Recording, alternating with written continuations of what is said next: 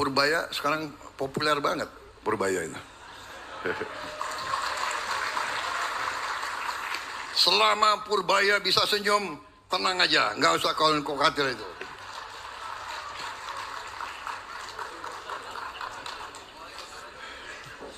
Mau dolar berapa ribu kek, kan kalian di desa-desa nggak pakai dolar.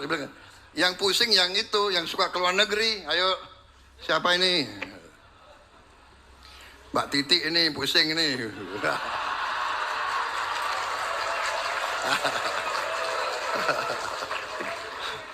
Mana lagi nih yang menteri tapi pengusaha? Coba aku cek ini mana ini. Trenggono, Trenggono, udah nggak keluar negeri? Oh, kok ke pulau-pulau ikan? Oke.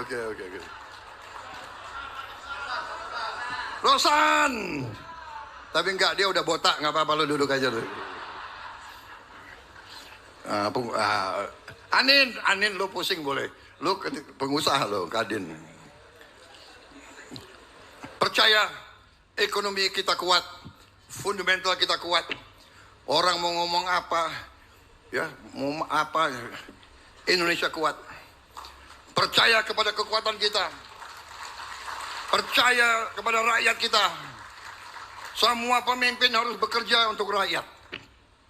Pernyataan politik Koalisi Prabowo Sandi 7 September 2018. Pertama, kami teramat sangat prihatin dengan melemahnya kurs rupiah yang berkepanjangan, yang tentunya memberatkan perekonomian nasional, khususnya rakyat kecil, yang cepat atau lambat harus menanggung kenaikan harga-harga kebutuhan bahan pokok, termasuk harga kebutuhan makanan sehari-hari rakyat kecil seperti tahu dan tempe.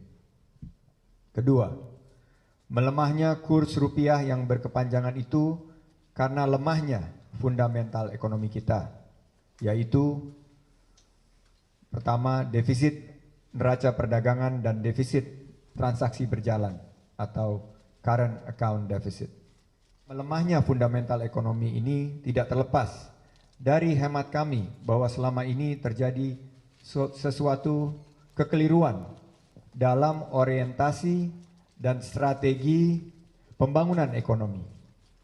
Antara lain, tidak berhasilnya pemerintah dalam mendayagunakan kekuatan ekonomi rakyat, sehingga kebutuhan pangan semakin tergantung pada impor seperti beras, gula, garam, bawang putih, dan lain-lain. Saya pernah ditanya, bagaimana dengan mata uang Republik Indonesia yang melemah? Bagaimana harga-harga bahan pokok yang tidak menentu?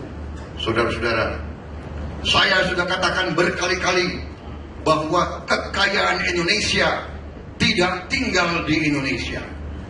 Kita tidak memiliki kekayaan. Kita justru mengizinkan kekayaan kita mengalir keluar negara kita. Bagaimana kita bisa kuat ekonomi kita? Bagaimana harga-harga bisa cukup memadai untuk rakyat kita kalau kekayaan kita mengalir keluar? Inilah perjuangan Gerindra dan KNP.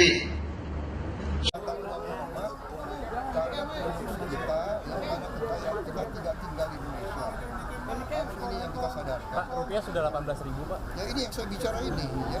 Jadi kita hanya bisa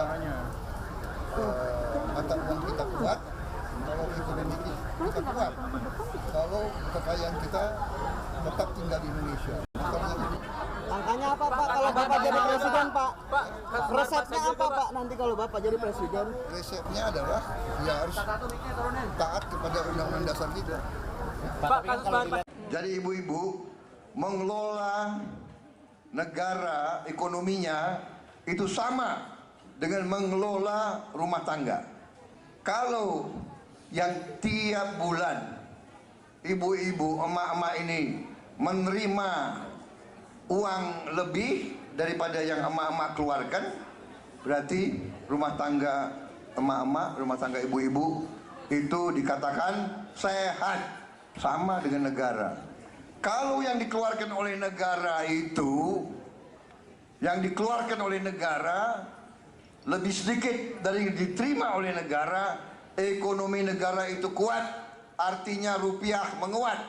Kalau ekonomi melemah, rupiah melemah. Kondisi rupiah yang saat ini sudah tembus 14.200 untuk $1 ini, Bapak, apa Pak? Iya, memang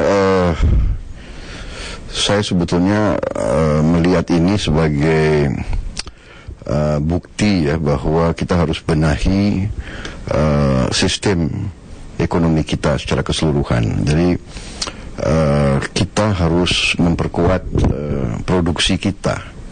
Ya, kita harus memperkuat semua sumber kekayaan kita di hulu.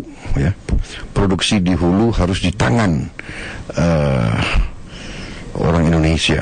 Nah, saya lihat kelemahan kita secara fundamental itu, dan akhirnya kita selalu rawan terhadap pengaruh luar, sedikit goyang di regional atau di internasional. Nah, kita cepat kena masalahnya karena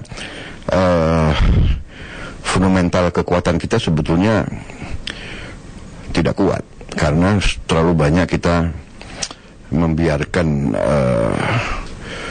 kekayaan kita tidak di tangan kita sendiri. Saya kira itu masalahnya. Pak, mengapa produksi di hulu harus dikuasai oleh orang Indonesia, Pak? Sebagai contoh begini ya, dari dulu saya kira lebih dari 12 tahun ya, saya selalu